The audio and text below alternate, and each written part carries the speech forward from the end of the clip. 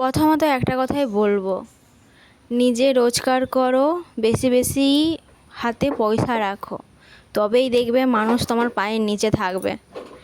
যদি তোমার কাছে পয়সা না থাকে না, তাহলে অনেক মানুষ অনেক রকম কথা শোনায়, অনেক আজে বাজে কথা বলে, তোমাকে খাবারও খঁটা দিবে। তাই আগে নিজে রোজগার করে নিজে পয়সা ইনকাম করে দেখিয়ে দাও যে তুমিও পারো। তুমি কি চাইবে তোমার ছেনা তোমার স্বামী কথা শুনুক একটু পয়সার জন্য, দুবেলা খাবার জন্য খটা শুনুক? চাইবে না। তাই নিজে রোজগার করো, নিজের রোজগার টাকায় তুমি যা খুশি করো। কেউ বলার থাকলেও কেউ বলতে পারবে না, আর যদি কেউ বলতে আসে তুমি তাকে চুপ করে দিতেও পারবে।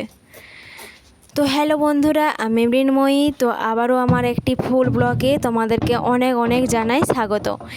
তো তোমাদের সঙ্গে কথা বলতে বলতে আমি অনেক কাজে এগিয়ে ফেলেছি। তো সোনামা আজকে আমার সঙ্গে ঘুম থেকে উঠেছে, দিয়ে আমি ঝাঁটাবো, কিন্তু ও আমাকে ঝাঁটাতে দিচ্ছে না, ও নিজেই ঝাঁটা নিয়ে এদিকে সেদিক ছুটতেছিল। তো তারপর আমি কাপড় টোপড় নিয়ে স্নান করতে যাব, তখন দেখতেছি আমার কি বলবো, জল ধরা নেই। তাই আগে জলটা ধরে নিলাম, তারপর আমি স্নান করতে গিয়েছিলাম। তো স্নান করে এসে ভাত চাপিয়ে আমি আনাজ করতেও বসে পড়েছি।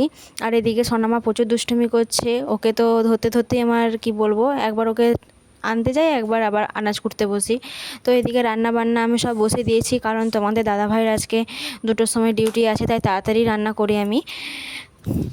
আর এইদিকে তোমাদের দাদাভাই এই যে সোনামাকে স্নান করাতে নিয়ে চলে গেল, আর সোনামা এই যে স্নান করে চলে এসছে, দেখো আমাকে হাম্পু দিবে কীভাবে।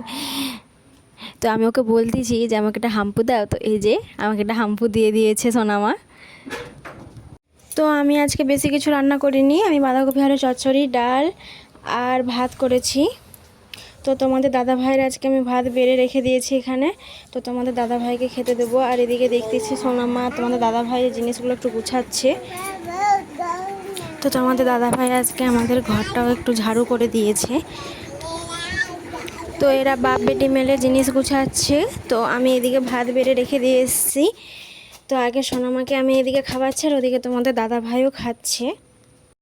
এই যে খেতে খেতে ওর বদমাশি স্টার্ট হয়ে গেল, শুধু দেখতে থাকো তোমরা। ওর বাবা খেতে বসু বা আমি খেতে বসি বা যে কেউ খেতে বসু, ও ওরকম পিছন দিক থেকে শুধু গলতে থাকে, আর সব ভাত ঝুনে দিবে। ওর আগে থেকে যা যা থাকবে সবই ঝুনে দেয়। তো আমি ওর ফাঁকে খেয়ে নিয়েছিলাম। তো খাওয়া দাওয়া কমপ্লিট করে এই যে বাসনও ধুইলে চলে এসেছি। তো এখন তোমাদের দাদাভাই এই যে ডিউটি বেরোবে, তার আগে আমার শ্বশুরমশাইকে একটু খেতে দিয়ে দিয়েছি, তো উনি খাওয়া হয়ে গেছে। তো এই তোমাদের দাদাভাই যে ডিউটি বেরোচ্ছে, তো ডিউটি যাবে।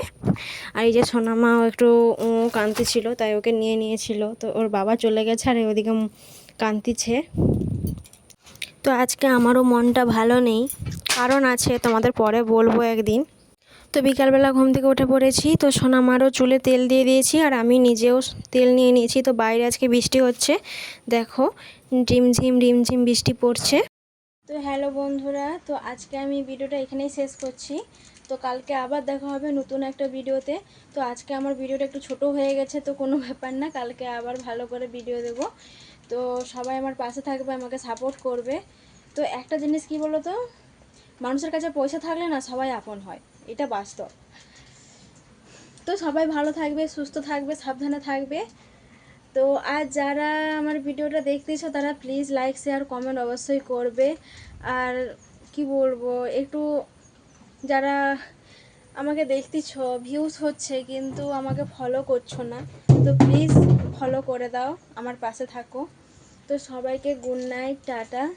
তো কালকে আবার দেখা হবে, আমার অনেক অনেক ভালোবাসা নিও সবাই।